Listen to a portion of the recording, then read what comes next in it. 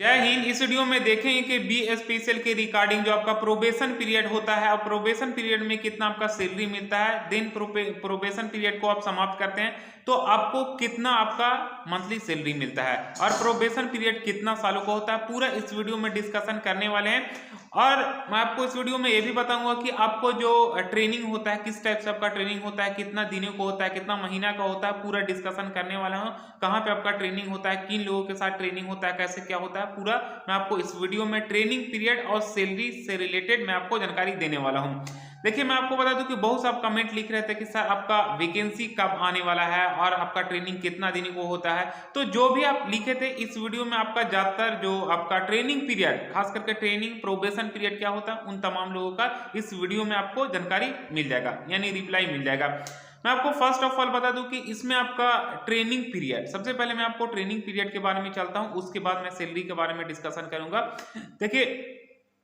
यहाँ पे आपका ट्रेनिंग होता है, सबसे पहले आप अप्लाई करेंगे, वैकेंसी आएगा, क्योंकि ऑलरेडी पहले आप जानते हैं कि वैकेंसी इन साल तो आ नहीं वाला है, कब आने वाला है आई डोंट नो, कोई नहीं जानता अभी तक, लेकिन आपका इन साल आपका वैकेंसी आएगा। वैकेंसी आएगा, रिटेन में पास करेंगे, रिटेन में के बाद आपका जो भी डॉक्यूमेंट मेडिकल टेस्ट होगा, जो आपका डॉक्यूमेंट में जो रहेगा तो वो आप दिखाएंगे तो हो नहीं है। मेडिकल में इसमें ज्यादातर कुछ नहीं कि भाई ये एकदम होना ही चाहिए, नहीं, आपका डिस्ट्रिक्ट के आपका सिविल सर्जन किसी भी होम डिस्ट्रिक्ट से आप बनवा सकते हैं, कोई भी गवर्नमेंट हॉस्पिटल से जाके, तो वहां से आपका बन जाएगा मेडिकल का सर्टिफिकेट, ठीक है, कि आप फिट है,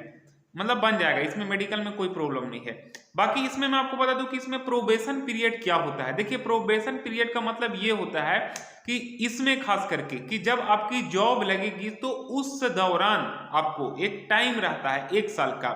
मतलब आप अगर उस दौरान 1 साल के जो प्रोबेशन पीरियड है उस दौरान अगर आप जैसे में कुछ भी कर सकते हैं, अगर आप संतोषजनक नहीं पाए गए, जो अधिकारी आपको चेक करेंगे, तो उस समय आपकी जॉब खतरे में हो सकती है। प्रोबेशन पीरियड का मतलब ये होता है, जो आपका इसमें साफ साफ लिख दिया गया है कि आपका 1 ईयर की इसमें प्रोबेशन पीरियड होगा। प्रोबेशन पीरियड यही होता है कि 1 साल के अंदर अगर उस दौरान कुछ भी आप गलत कर सकते हैं, जैसे सपोज मान लिया जाए कि अगर मैं एसबीओ हूं तो एसबीओ के दौरान अगर किसी मिस्त्री को मैं शटडाउन दिया, तो अगर मैं ध्यान नहीं दिया तो उस दौरान अगर कोई मिस्त्री का कुछ हो जाता है, डेंजर खतरा हो जाता है, तो शायद प्रोबेशन पीरियड में हटाया भी जा सकता है। इसमें साफ साफ जाहिर कर दिया गया है, इसीलिए इसमें आपका प्रोबेशन पीरियड आपका 1 ईयर का होता है और उस दौरान जो आपका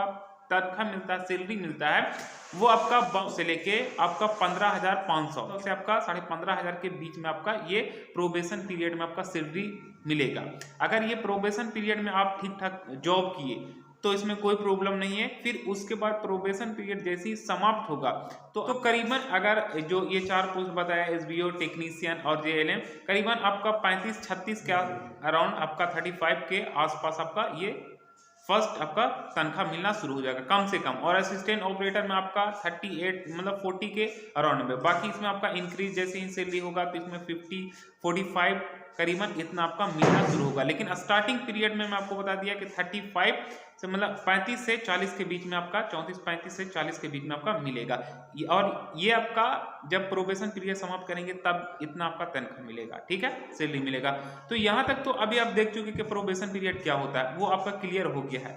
अब मैं आपको बता दूं कि इसमें ट्रेनिंग, तो ट्रेनिंग जो आपका होता है, सबसे पहले जैसे आप ज्वाइन करेंगे तो आपको कहीं पे भी आपका एक जीएसएस और पीएसएस में दोनों में आपका लाइनमैन और आपका एसबीओ सीट बोर्ड ऑपरेटर के साथ में आपका वहां पे कनेक्टिविटी करके आपका ट्रेनिंग दिया जाएगा। क्योंकि आपका एसबीओ और लाइनमैन का जो होता है कनेक्टिविटी से कम होता है और आपका लाइनमैन फील्ड में आपका वर्क करता है और एसबीओ जो होता है वो शटडाउन आपका देता है, तो इसीलिए उन लोग दोनों को साथ में, लाइनमैन और एसबीओ के साथ में पीएसएस या जीएसएस में 15 दिनों तक आपका ट्रेनिंग रहता है, कम से कम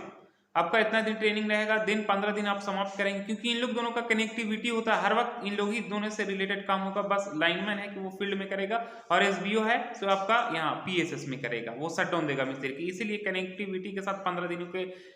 कम से कम रहता है ये आपका जीएसएस और पीएसएस में। देन उसके बाद आपको क्या होता है कि जैसे आपका job location, on job location होगा जहां पे आपको जॉब के लिए भेज दिया जाएगा कि यहाँ से आपको जॉब आपका मिल गया है, इस जगह पे पोस्टिंग हुआ है, तो उस दौरान भी आपको कम से कम आपका 2 महीना वहां पे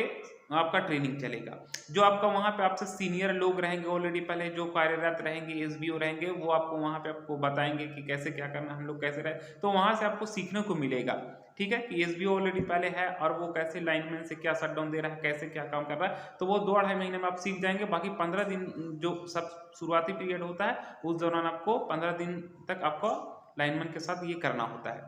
ट्रेनिंग करना होता है। तो आई होप ये जानकारी आपको समझ